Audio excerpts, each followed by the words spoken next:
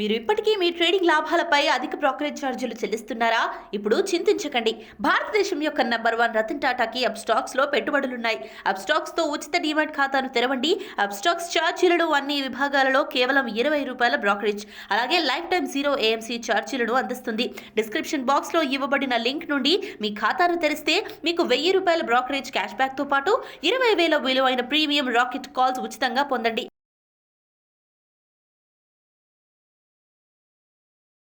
నమస్తే, welcome to Suman TV. నేను మీ విష్ణు. ప్రస్తుతంతో పాటు ప్రముఖ స్టాక్ మార్కెట్ అనలిస్ట్ GVSatyanarayana గారు ఉన్నారు. వారితో మాట్లాడదాం. సార్ నమస్తే. సార్ నమస్తే. సత్యనారాయణ గారు, ఏంటి మార్కెట్ల పరిస్థితి? మరీ ఒక వారం 10 రోజుల నుంచి అసలు మార్కెట్లు ఎటువైపుకి వెళ్తున్నాయో అర్థం కావట్లేదు. 59,000 60,000 ఉన్న సెన్సెక్స్ అక్కడి నుంచి దిగుతూ 52కి వచ్చేసింది. దాదాపు 18,600 18,700 నిఫ్టీ ఇప్పుడు 15,000కి వచ్చేసింది. ఏంటి అసలు ఈ మార్కెట్లు ఎటువైపు వెళ్తున్నాయి? ఎటువంటి కారణాలు మార్కెట్ని ఇంతలా ప్రభావితం చేస్తున్నాయంటారు? ఓకే, ఇప్పుడు అందరికీ మొట్టమొదట తొలిచే ప్రశ్న సమాధానం. అందరికీ ఏమనిపిస్తుందంటే అన్ని బాగున్నాయని చెప్తారు, మార్కెట్ మాత్రం పోతుందని చెప్తారు.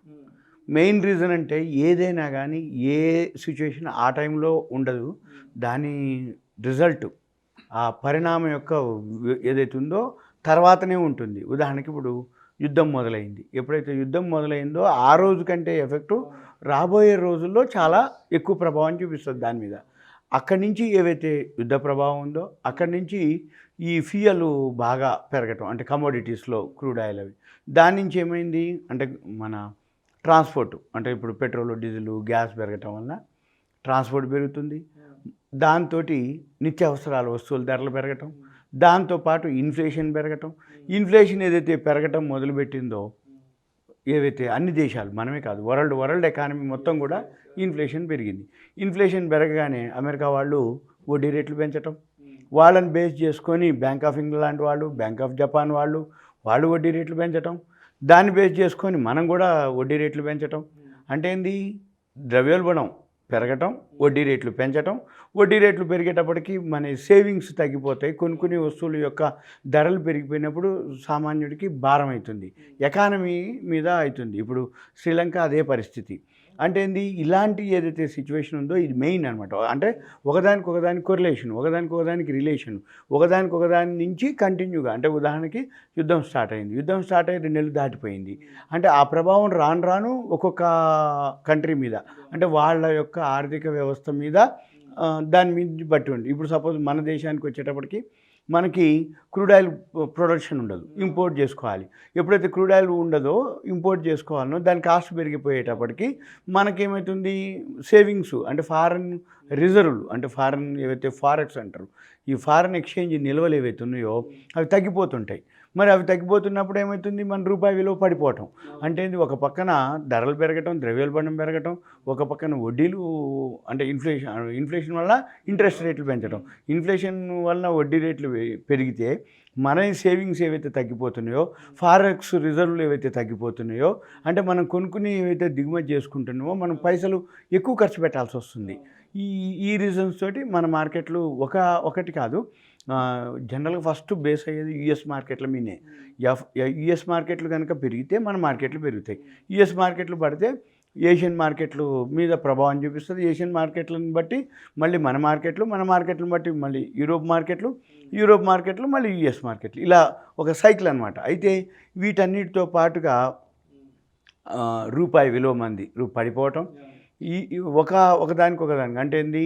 కొనుగోలు శక్తి తగ్గిపోతుంది. అంటే ఏంది? ఎకానమీకి, అంటే ఎక్స్పోర్ట్స్ తగ్గిపోయి ఇంపోర్ట్స్ ఏవైతే పెరుగుతాయో ఇవన్నీ డ్రాబ్యాక్స్ అనమాట. దీంతో పాటుగా FIIలు, ఫారెన్ ఇన్స్టిట్యూషనల్ ఇన్వెస్టర్సు, FPIలు, ఫారెన్ పోర్ట్ఫోలియో ఇన్వెస్టర్సు, వాళ్ళు అక్టోబర్ 19 ఆల్ టైమ్ హైకి ఎప్పుడైతే పోయిందో 62,245 అంత వెళ్ళింది, అక్కడి నుంచి కంటిన్యూగా వాళ్ళు ఇప్పటి వరకు కూడా సెల్లింగ్లోనే ఉన్నారు. వాళ్ళు రోజు 3,000 4,000 5,000 కోట్లు అమ్ముతుర్రు.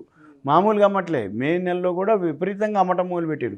అంతకుముందు 100 500 200 కోట్లు ఉండేది, ఇప్పుడు 3,000 4,000 5,000, అంటే 4 డిజిట్స్లో వాళ్ళు సెల్లింగ్ చేయడం జరిగింది. FIIలు, ఫారిన్ ఇన్స్టిట్యూషనల్. ఇక వీటితో పాటు మళ్ళా మన రిజర్వ్ బ్యాంక్ వాళ్ళు నిన్న గవర్నర్ గారు అనౌన్స్ చేయడం జరిగింది. శక్తికాంత్ దాస్ గారు ఏమని, ఇన్ఫ్లేషను మంది 18 months హైక్ వెళ్ళటం జరిగింది. వాళ్ళు ఎక్స్పెక్టేషన్ ఉంటుంది వాళ్ళకి, దానికంటే కూడా దాటిపోయినాం.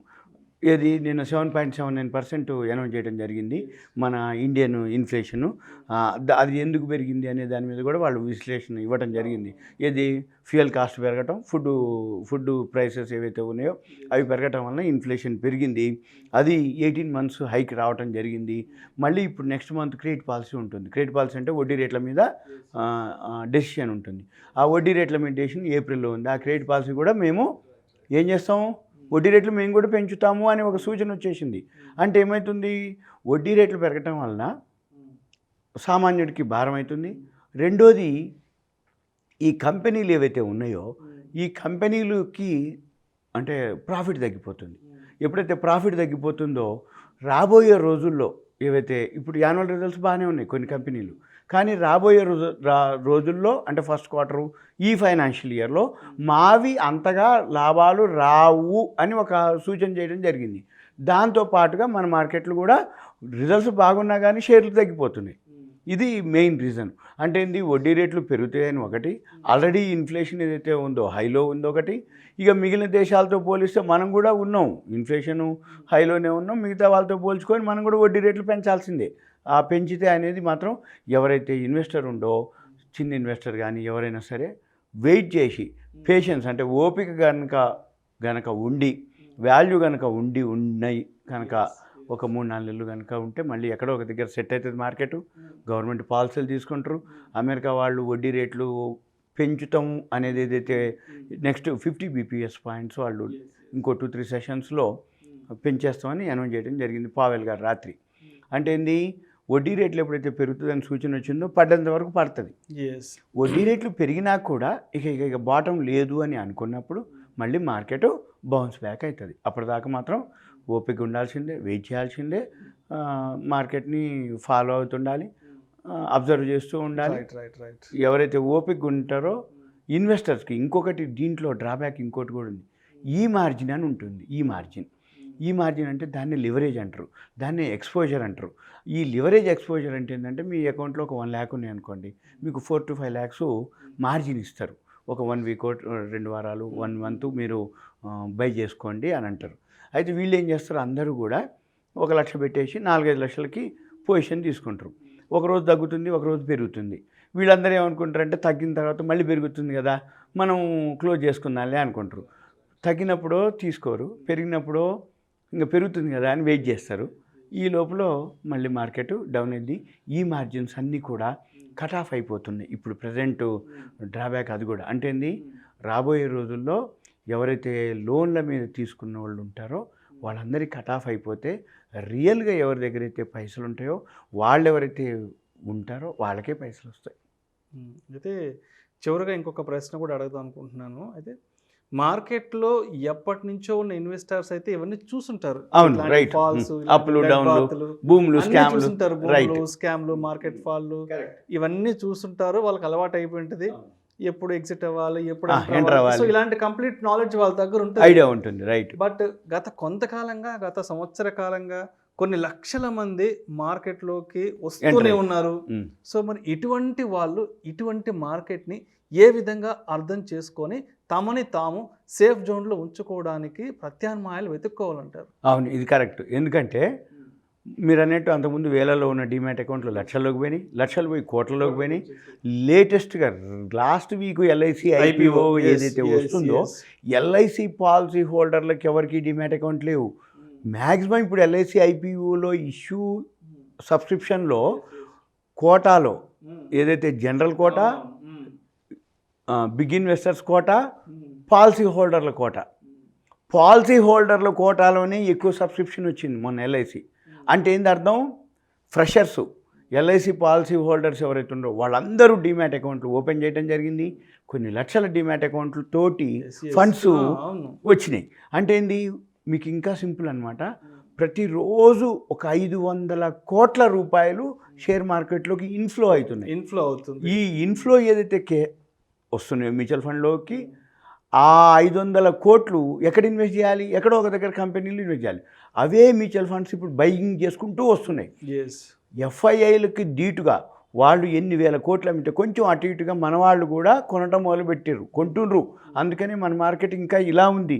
మీరు అన్నట్టు పైనుంచి ఏదైతే ఉందో ఇప్పుడు 62,000 పైనుంచి 53,000 54,000 ఏదైతే అనుకుంటున్నామో అంటే నియర్లీ అంటే 15-17% హై నుంచి వచ్చేసింది. మరి ఇది కూడా ఇంతే ఉంది. ఇంకా అంటే నిలబడింది. కారణం ఏంటిది అంటే ఇదే రీజను. లేకపోతే ఇంకా మనము కిందికి వెళ్ళేవాళ్ళం. ఎందుకంటే కరోనా అనేది ఒక ఎఫెక్ట్ ఉంటే ఇప్పుడు కరోనా నుంచి బయటపడి ఎకానమీ డెవలప్ అవుతుంది అనుకున్న టైంలో ఇప్పుడు ఈ వార్ వల్ల ఇంకా మైనస్ తాటిపండు పడ్డట్టు ఇప్పుడు ఇంకా మార్కెట్ కరెక్షన్కి అవకాశం. ఇది సింపుల్గా అనమాట. అయితే మీరు అన్నట్టు కొత్త ఇన్వెస్టర్లు ఏం చేయాలి అంటే చేస్తే ఇప్పుడు ఆల్గో సిస్టమ్ వచ్చింది. ఆల్గో సెమీ ఆల్గో రెండు ఉంటుంది. ఆల్గో అంటే సిస్టమే కొని అమ్ముతుంది. అయితే చిన్న ఇన్వెస్టర్లకి ఆల్గో హెల్ప్ చేయదు. ఎందుకంటే గ్యాప్ అప్ అయింది, డైరెక్ట్గా పైన ఉంటుంది సెన్సెక్స్. ఇవాళ గ్యాప్ అప్ అయింది, పైన ఉంది. గ్యాప్ డౌన్ అయింది, నిన్న ఒక 1000-900 పాయింట్లు కిందికి వెళ్ళిపోద్ది. ఈ ఆల్గో సిస్టమ్ చిన్న వాళ్ళు ఏం చేస్తుందంటే బాగా పైకి పోయినాక కొంటుంది, ఇక తర్వాత పట్టం మొదలు పెడుతుంది, బాగా పడ్డాక అమ్ముతుంది, తర్వాత మార్కెట్ పెరగటం మొదలు పెడుతుంది. ఈ ఆల్గో హెల్ప్ చేసేది ఎవరికి అంటే పెద్ద పెద్ద మ్యూచువల్ ఫండ్స్, ఎవరైతే ఫారిన్ ఇన్స్టిట్యూషన్ లేదు, పిఎంఎస్లు ఉంటాయి, పెద్ద పెద్ద బ్రాండ్ ఉన్నటువంటివి చాలా అన్ని ఏవైతే బ్రాండ్ ఆర్గనైజేషన్లు ఉన్నాయి వాళ్ళందరికీ పిఎంఎస్లు ఉన్నాయి. అందులో సేఫ్ ఉంటుంది. ఈ టైంలో కూడా వాళ్ళ ప్రాఫిట్లోనే ఉన్నాయి. పిఎంఎస్ అంటే పోర్ట్ఫోలియో మేనేజ్మెంట్ సర్వీసెస్. అందులో చిన్న అమౌంట్ నుంచి కూడా ఉంది, 200-500 కూడా వేసుకోవచ్చు. చిన్న అమౌంట్ అంటే ఏంది, ఎవరైతే కొత్తగా దిగుతారో వాళ్ళందరూ 200-500 1000 రూపాయలతోటి పిఎంఎస్లో దాంట్లో వేసుకోవచ్చు. ఇక 1 crore కూడా ఉన్న వాళ్ళు అలా వేసుకోవచ్చు దాంట్లో. అయితే సిస్టమే బైసెల్ చేస్తుంది. లాభము మ్యాక్సిమం లాభంతో ఉన్నాయి. ఇప్పుడు పాత ఏదైతే బ్యాక్ టెస్ట్ అంటాము, ట్రాక్ రికార్డ్ అంటాము, హిస్టరీ అన్నీ చెక్ చేస్తే మీరు చూసుకోవచ్చు, చెక్ చేసుకోవచ్చు. వాళ్ళు దాంట్లోకి వెళ్ళటం బెటర్ కొన్నాళ్ళ వరకు. కొంచెం సబ్జెక్టు అంటే సీనియారిటీ వచ్చినాక, ఎక్స్పీరియన్స్ వచ్చినాక, మెయిన్ మార్కెట్లో ఎంతనా తెలవనియండి, ఎక్స్పీరియన్స్ అనేదే మెయిన్ లెసన్. అంటే లైవ్లో ఏం జరుగుతుంది అనేది తెలుసుకోగలిగినప్పుడే అదే మెయిన్ కంటెంట్. అంటే ఆ విషయ పరిజ్ఞానం, ఆ ఎక్స్పీరియన్సే మెయిన్ లెసన్. ఎంత ఏజ్ అని ఉండని, ఏజ్తో పని లేదు. ఇప్పుడు న్యూ జనరేషన్కి ఈజీ అయిపోయింది. ఎందుకంటే సాఫ్ట్వేర్లు వచ్చినాయి, స్కానర్లు వచ్చినాయి, స్క్రీనర్లు వచ్చినాయి. సెకండ్లలో మనకి ఇన్ఫర్మేషన్ ఉంటుంది. అంటే అమెరికా అప్పట్లో లేవు. అమెరికా మార్కెట్లు ఏమైనా ఏషియన్ మార్కెట్ వితిన్ మన ఇట్లా క్లిక్ చేయగానే యాప్ల ద్వారా నీకు అడ్వాన్స్గా తెలిసిపోతుంది. అందుకని కొంచెం సబ్జెక్ట్ మీద గ్రిప్ వచ్చేంత వరకు వెయిట్ చేసి ఏవైతే పెద్ద పెద్ద కంపెనీలు ఉన్నాయో వాళ్ళ పిఎంఎస్లకి చిన్న అమౌంట్లే 500-1000 కూడా వేసుకోవచ్చు. వేసేసి తర్వాత ఓన్గా మీరు ట్రేడింగ్ చేసుకోవచ్చు.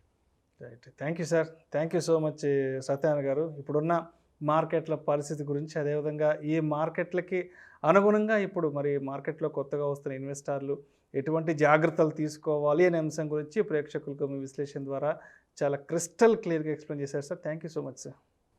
Thank you. సెలవు. ఇలాంటి మరిన్ని interesting videos and valuable information కోసం వెంటనే మా ఛానల్ను సబ్స్క్రైబ్ చేయండి, లైక్ చేయండి, షేర్ చేయండి. అదేవిధంగా మీ అభిప్రాయాలను వీడియోస్ కింద కామెంట్స్ రూపంలో మాకు తెలియజేయండి. This is Vishnu signing off.